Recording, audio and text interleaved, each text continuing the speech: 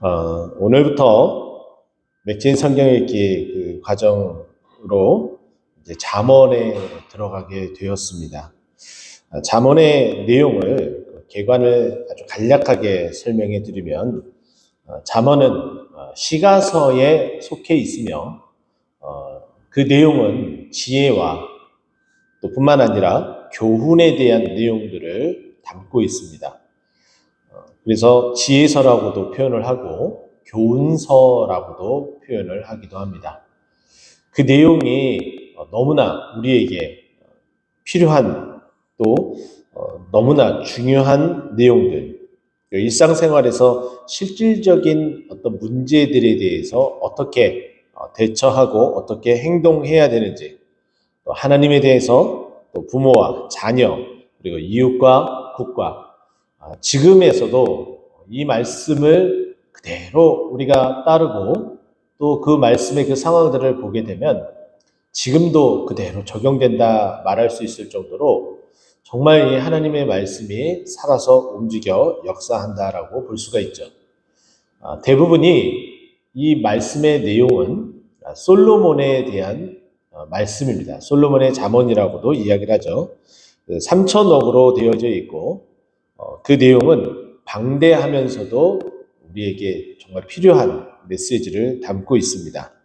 근데 이것이 솔로몬이 하였던 수많은 잠언 중에서 솔로몬이 다 이것을 다 이렇게 표현하고 한 것이 아니라 이것을 후대에 누군가가 필요한 것들을 필요에 따라서 한데 묶어서 편집을 했습니다. 그의 내용은 히스기야 왕이 자신의 그 치적의 그 시간대에 서기관들과 함께 명령을 내려 그것을 편집을 했는데, 이것은 이제 BC 716년에서 687년 사이에 편집한 것으로 표현이 됩니다. 그것에 대한 내용은 잠언 25장 1절에 이야기를 해주고 있는데, 이것도 솔로몬의 잠언이요 유다왕 히스기야의 신하들이 편집한 것이다 라고 표현을 하고 있습니다. 그래서 이 잠언에 대한 내용은 그때 당시 정말 필요한 말들을 다 이렇게 기록한 것이 아니라 후대에 정말 하나님의 일을 하며 그 나라를 다스리며 필요한 이 잠언들을 수집해서 이렇게 기록을 했다. 그러면 당연히 히스기야는 이것을 편집하면서 자신이 솔로몬의 아들이라고 여기면서 이 말씀을 그대로 받기를 원했을 터이고, 또 한 가지는 히스기야가 이것을 편집하면서 내 아들이 이것을 그대로 듣고 행하면서 말씀대로 따라 살 것에 대해서 굉장히 바랬을 터입니다. 근데 한 가지 정말 안타깝고 정말 속상한 일 가운데 하나는, 이렇게 정말 잘 준비했어도 자식에 대한 그런 부분은 내 마음 같지 않은가 봅니다. 아무리 훌륭한 말을 하고 아무리 필요한 적재적소의 그 격언들을 아무리 쏟아붓고 교육을 한다 할지라도 그것의 교육에 대한 대상자인 이 자녀들이 이것을 받아들이지 않으면은 아무것도 아닌 것이 되어버리죠. 그래서 히스기야 뒤를 이어서 왕위에 오른 므낫세 왕은 남유다 왕 중에서 어찌 보면은 긴 시간 동안 그 나라를 다스리지만 악한 왕으로 등극할 정도로, 그만큼 이 하나님의 이 말씀, 이 잠언 말씀, 자신의 아버지가 편집하며 하나님의 말씀을 따를 것, 그 격언서, 교훈서, 이 지혜서를 전혀 받아들이지 않는 결과를 자신의 삶에서 그대로 나타났다라는 거죠. 그러면 우리는 뭐 어떻게 해야 될까요? 당연히 우리 스스로가 히스기야처럼 이 말씀을 그대로 듣고 행하려고 노력을 해야 될 터이고, 그리고 그 자녀에 대한 교육은 실패와 성공에 대한 것은 우리에게 주어진 것이 아닙니다. 하나님께서 그 마음을 열어주시고 자녀들이 그것을 받아들이냐 받아들이지 않느냐가 결정이 되겠죠. 하지만은 그래도 뭐 부모로서 당연히 해야 될 것은 받지 않을 것에 대한 염려로 이것을 지도하지 않고 그냥 방관하고 내버려 두는 것이 아니라 받아들이지 않더라도 이 말씀을 함께 나누고 이 말씀대로 우리 자녀들을 지도해서 어디서 무엇을 하든지 간에 하나님의 말씀을 놓지 않고 어디서든지 빛과 소금의 역할을 잘 감당하는 하나님의 사람, 하나님의 자녀로 자라날 수 있도록 우리가 우리 자녀들에게 이 말씀을 나눠야 된다. 이렇게 나누고 싶습니다. 오늘 본문 말씀 짧지만은 몇 가지를 살펴보면 이렇습니다. 이것은 솔로몬의 잠언이죠. 또 2절 말씀 보니까 두 개의 동사가 여러분 눈에 들어와야 됩니다. 어떤 동사냐면은 알게 하며 하면서 알아갈 수 있도록 한다라는 이 표현과 뒤에 나타나는 깨닫게 하며라는 이 단어입니다. 결국은 이 말씀을 통해서 알게 하고 깨닫게 해야 되는데 알아야 되는 것은 지혜와 훈계, 이것을 알아가게 되어지고 그로 말미암아 명철의 말씀을 깨닫고 이해하게끔 만들어야 된다라고 말합니다. 근데 이것을 통해서 더 나아가야 되는 것은 그대로 그것을 받아들여서 그것을 자신의 지도, 앞으로 나아가야 될 그 방향의 방향키로 삼아야 되기 때문에 훈계를 받게 하며 라는 표현이 3절에 나오게 됩니다. 그 훈계를 받게 되면 어떠한 결과가 있는지 여러분 보십시오. 지혜롭고 공의롭고 정의롭고 정직하게 행할 수 있도록 해준다는 거예요. 그러니까 이 말씀을 알게 되고 또 깨닫게 되면 그것을 받아들이고 그것대로 살게 되면 이와 같은 결과가 나타나게 된다라고 말하고 있죠. 이렇게 되지만 반대로 그렇지 않으면은 어리석은 자가 이것을 받게 되면 혹이나 내 자녀가 정말 하나님의 말씀에 따르지 않고 자꾸 엇나간다라는 그런 부분들을 보게 되면 그 어리석은 자는 이 말씀을 통해서 어떻게 해요? 슬기롭게 하며 젊은 자에게는 지식과 근신을 어떻게 절제를 해야 될지 어떻게 그 마음을 자제를 해야 될지에 대한 그 부분을 준다. 무엇이든지 어떻게 무슨 일에 대하여 대체할 수 있는 그 능력을 준다. 이것이 바로 하나님의 말씀의 능력이고 또 하나님의 말씀에 가지고 있는 힘이다라고 이야기를 합니다.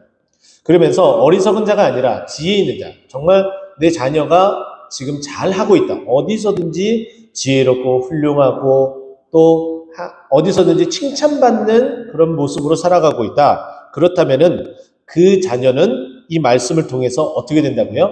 플러스 알파, 학식이 더해지고 명철한 자는 지략을 더해줘서 어느 누구도 넘볼 수 없는 넘사벽의 자녀로서 또 지도자로서 설 수 있도록 해준다. 정말 이렇게 좋은 것이 어디 있겠습니까? 마치 이 내용을 보면은 마치 약장수가 약을 파는 것처럼 정말 좋은 것이 다 담겨져 있어요. 근데 약장수는 그 약을 전혀 효용이 없는 것을 팔고 있지만 이 하나님의 말씀은 약장수의 말처럼 비춰질지 모르지만 전혀 그렇지 않고 이 내용의 이 모든 것들은 전부 다 사실이어서 이미 2500년 이상의 그 시간 동안에 하나님께서 허락해 주신 그 모든 내용들을 다 수용해주고 다 받아들이고 있다. 이렇게 말씀드릴 수 있습니다. 거의 2000년에 가까운 시간 동안 그 말씀이 우리에게 더해주고 있는 거죠.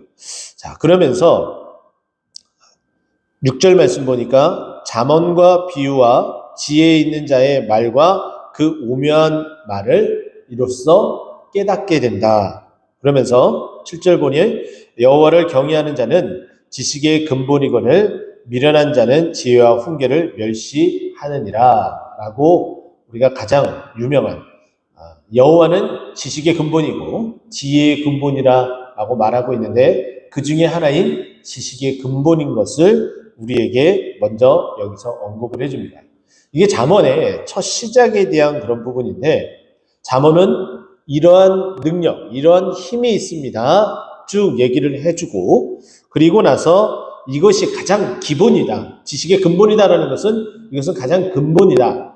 가장 기초이다. 이것은 하나님께서 우리에게 주신 가장 값진 선물이다.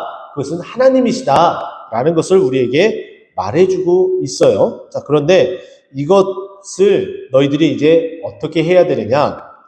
8절과 9절은 이것을 받아들이는 자들이 어떠한 것들을 누리는지 설명을 해준다면 10절부터는 이것을 누리지 못한 자들의 결과가 어떠한지 좀 길게 설명을 해줘요. 그래서 여러분들이 오늘 하루 동안 이 말씀을 볼 터인데 이 혜택을 누리지 못한 자의 결말이 어떠한 방향으로 흘러가는지 여러분 보면서 정말 이게 이렇게 되는구나, 무서운 거구나, 정말 섬찟한 거구나, 이렇게 되지 않기 위해서 정말 이 말씀을 받아들여야지 반대급부적으로 이 말씀을 다시 한번 볼 수 있는 여러분이 되었으면 좋겠고, 오늘은 이것을 받아들이면 어떻게 되는지 8절과 9절을 보면 내 아들아 내 아비의 훈계를 들으며 내 어미의 법을 떠나지 말라. 왜냐하면 이것은 가장 기초이기 때문에 여기서 떠나게 되면은 너는 뒷부분에 나와 있는 10절부터 이렇게 망가지고 이렇게 멸망되어질 수밖에 없다라고 이야기를 하는 거예요. 그러니까 이 떠나지 말고 이 말씀을 붙들고 살아가라라는 거죠. 그리고서 9절에 보니까 이는 내 머리에 아름다운 관이요 내 목에 금사슬이다. 관과 금사슬을 쓸 수 있는 성공대로를 걸을 수 있는 유일한 것은 어떤 거예요? 이 말씀, 이 지혜의 말씀, 이 근본의 말씀을 떠나지 말고 지켜 행할 때에 이렇게 성공 가도를 걸을 수 있다라고 우리에게 말해주는 겁니다. 그렇지 않을 때에는 악인의 길을 쫓게 되므로 멸망의 길로 가게 되죠.